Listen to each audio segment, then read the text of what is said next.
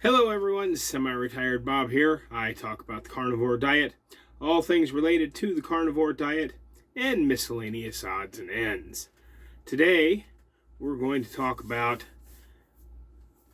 all the noise out there on the internet and what I consider to be 90% of your journey versus 10% of your journey.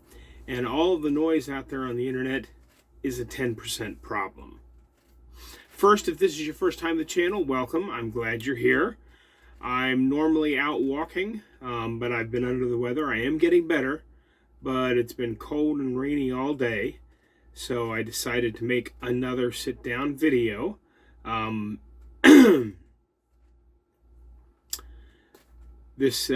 is Sunday. You'll see this one on Monday. But I am glad you're here if this is your first time here. Normally I'm out walking around, walking laps or walking out on the trail or doing something like that, but I've been under the weather and it's cold and rainy today. I could have walked today if the weather was decent, but just coming out of this cold, I don't feel like I should be out there walking in the rain getting wet. So that's where we're at on this video. For those of you returning to the channel, welcome. I'm glad you're back here too. Let me remind you to hit the thumbs up or thumbs down button. It doesn't matter. I'd prefer you hit the thumbs up button, but any interaction with the channel lets YouTube know that you're enjoying my videos. And if you've got a chance, go ahead and pop down in the comments and say hello. Tell me anything else you'd like to tell me. Tell me I'm ugly. I don't care. I could take it. I'm a 60-year-old man. Well, almost. I'll be 60 in another couple months. But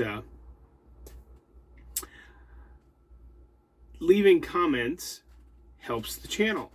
And getting the message out is what this is really all about. Okay, so what's some of the noise out there? I've seen so much of it.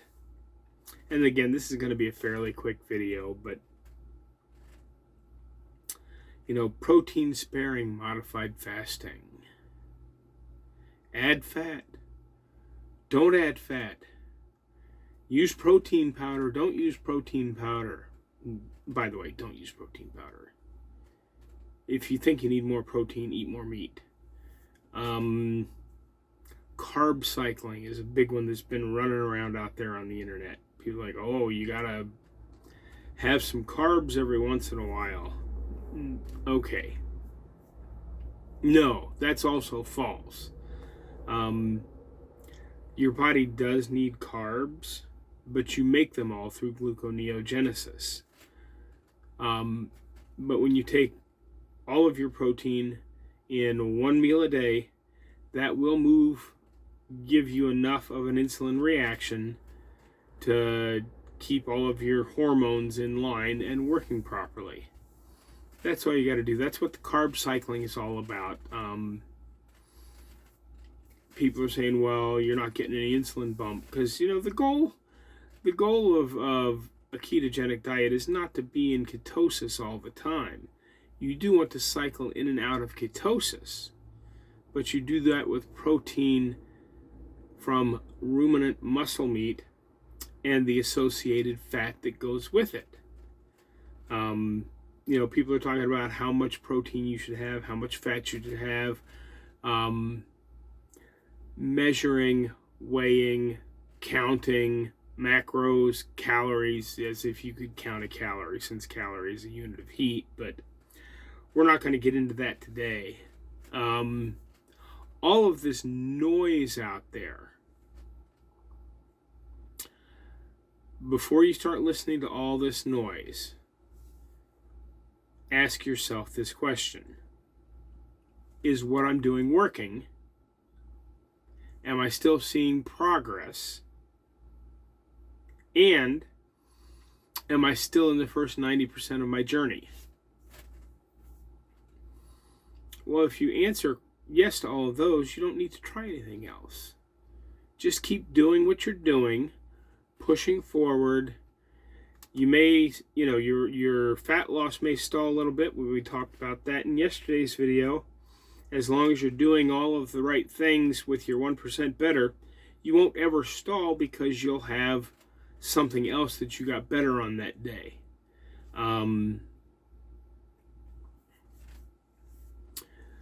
But all of those things, all the noise that's out there on the internet, do this, do that, do the other thing, you got to do it my way or you're never going to do it right, that's all noise. For 90% of your journey, because I've never counted anything, I've never measured anything, I've never tracked anything, and I'm not within the last 10% of my journey yet.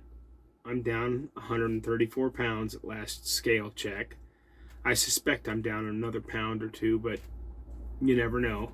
I'll find out when I get on the scale next Saturday, because I didn't feel like jumping on the scale yesterday after being sick for 3 days. I thought that would give me kind of a false low reading, so I'm going to go through a whole nother week here and see where I'm at for the 2-week total. But for 90% of your journey, what do you have to do? These are really complicated steps, so pay attention. Eat the meat with its associated fat. Add the salt. Drink the water. That's it. That's all you got to do. When the time is right, you can add some movement into that, but don't push it. When the time is right, you can do some intermittent fasting, and you can do some fasting. But again, don't push those. Let those come to you. Don't feel like you have to do these things. Remember the complicated 3-step process. I'll go over it again in case you missed it, because I know this is really complicated. Now that you've got your pen and paper, you can write this down. Eat the meat with its associated fat. Add the salt. And drink the water. That's it. That will get you 90% of the way there. Now, as I've talked about in other videos, if, when you first start out, after the first, 45 to 60 days, if you're not seeing any kind of improvement anyway, you may want to play with it just a little bit, up your fat a little bit, adjust when you're eating, adjust how much you're eating. And my first guess on that is you're probably not eating enough. But, those little tweaks that we talked about to get things rolling, that's something completely different from this. Once the ball is moving forward or rolling downhill, because once you get it rolling downhill, you don't really have to do anything to it. It'll continue to roll downhill because it's a ball. But again, just eat the meat, add the salt, drink the water. It's really that simple, folks. People, and I understand. Many of you are just like me. You've been sick for a really long time.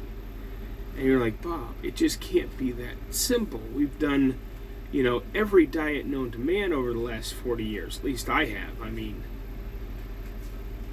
gosh, who hasn't tried, the grapefruit diet and the cabbage diet and what other winners were out there? If you remember any of the goofy late 70s, early 80s diets that we all tried, go ahead and leave that down in the comments as well, because I'm sure I've tried them, but I've forgotten because, statins. But I think it is slowly getting better. So leave that down in the comment. I do have one little change to my diet coming up. I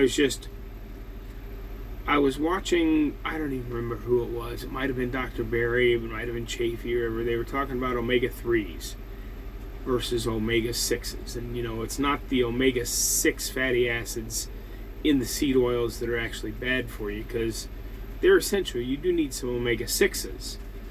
It's the oxidative stress that the rancid parts of the oil can put on your body that really makes it bad for you.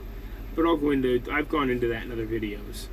But the one thing that I caught was that the one thing that may be off a little bit, I don't feel like there's anything off, but the omega-3 to omega-6 ratio may be off just a hair. So I ordered a Walmart pickup delivery for Tuesday morning, and I got 4.5-pound packages of ground beef instead of the normal tube. I bought 1.5-pound packages. Now, and they're going to come in plus or minus a 1/4 pound or so, but I bought the loose beef for a very specific reason, just because they were saying that, grocery store meat may be, they're not saying it is, maybe, that's the magic of this word, maybe. It leaves the other side of the coin completely open for everything. So, but grocery store meat may be a little low on omega-3s. But I, of course, looked around, and tuna has omega-3 in it. And, you don't want to buy the great big nice tuna. I bought the cheapest I get. I got Walmart's own brand packed in water, so I'm sure it's going to be the crushed up kind, which comes from all the smaller tunas, so you don't have to worry as much about mercury poisoning. And I think what I'm going to try is, when I cook up my loose ground beef bowl, when it's almost cooked, I'm going to open up 1 can of tuna and dump that into it, just to up the omega-3 content a little bit. I'm going to add some salt, and yeah, I'm breaking Lion Diet a little bit here. Besides that, I bought myself a tub of good Parmesan cheese, and I figure it's a small enough tub that if I take just 3 or 4 fingers full and kind of sprinkle it over the top, it'll add just a little extra flavor that might cover up the taste of the tuna, because I'm not a huge fan of tuna, but it's the cheapest thing I could find out there to add some omega-3s to try this experiment, and I will let you know if I feel any different. I don't know. Like I said, I don't feel like I have any kind of deficiency, but it never hurts to try little experiments. And 1 can of tuna on 4 different days within my 4 different meals of ground beef, that's not gonna throw anything else out of whack. So if I end up feeling better over the next 10 days, I'll know what it probably was. It might be the Parmesan cheese, but I doubt it. I'm not planning on putting that much Parmesan cheese in it. Literally the tub I got's like a little 4-ounce tub. So to divide it up into 4 meals, it'll be about 1 ounce of cheese, which is a very, very small amount of cheese, especially when you dump it into a hot dish and it melts. It barely notice it's there, but perhaps that'll cover the flavor of the tuna. But it's just a little experiment I'm trying to do. And I encourage everybody else to try these little experiments as well, because you never know, things like more electrolytes. Are you deficient? I don't know. How can you tell? There's the big obvious signs of, you're getting cramps, or you're not sleeping, or you don't have any energy, but try adding just a little extra electrolyte and see how it makes you feel. If you don't notice any difference, then stop taking the extra electrolyte. The 2% iodine drops. Is it going to hurt anything if you take one or 2 drops of that a day for a couple of weeks just to see how you feel? No, it's not going to hurt a thing. You probably don't need it if you're eating a good quality diet. But these little experiments can give us peace of mind. And like I said, the main thing I look at is I still feel pretty good. So I'm not doing this out of any, feeling like I need something. I'm just doing it to see if perhaps maybe I could feel even better. Because you won't know if you can feel any better till you feel better or not. Just a couple quick reminders.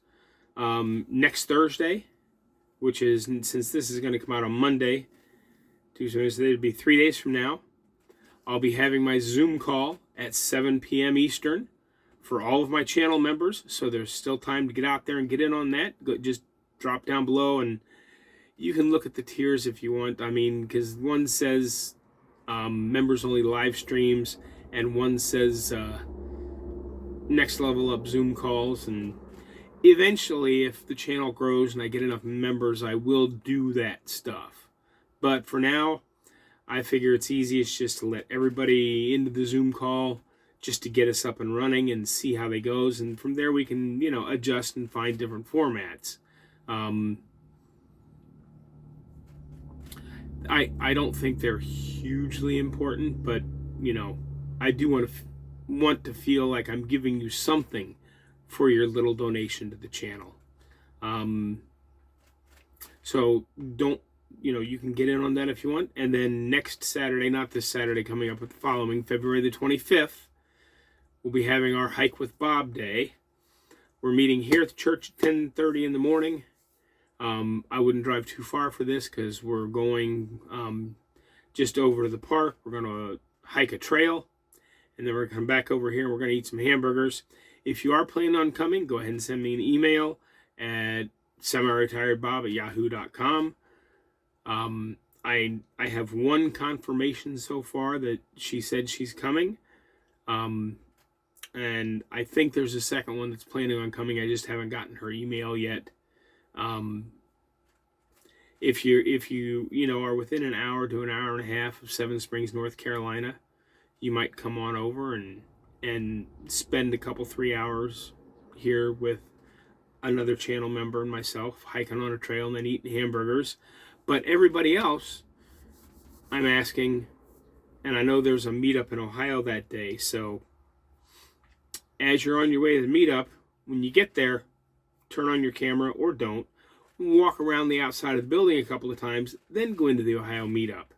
Because at about 10:45 to 11 o'clock, I'd like to have every channel member or every subscriber, everybody that watches this channel, be out there walking at the same time we are. And after I get that filmed, I'll put that up on the channel as well. And you can, when that video comes out, you can put down in the comments where you walked, how much you walked, and let us know that you went out and walked with Bob that day. That's all I've got for you tonight, folks. Don't forget to get out there and be 1% better today. Remember, ignore the 10% problems until it's time to talk about the 10% problems. And for most of us, that's still a long way away. Have a great day, everyone. I'll see you tomorrow.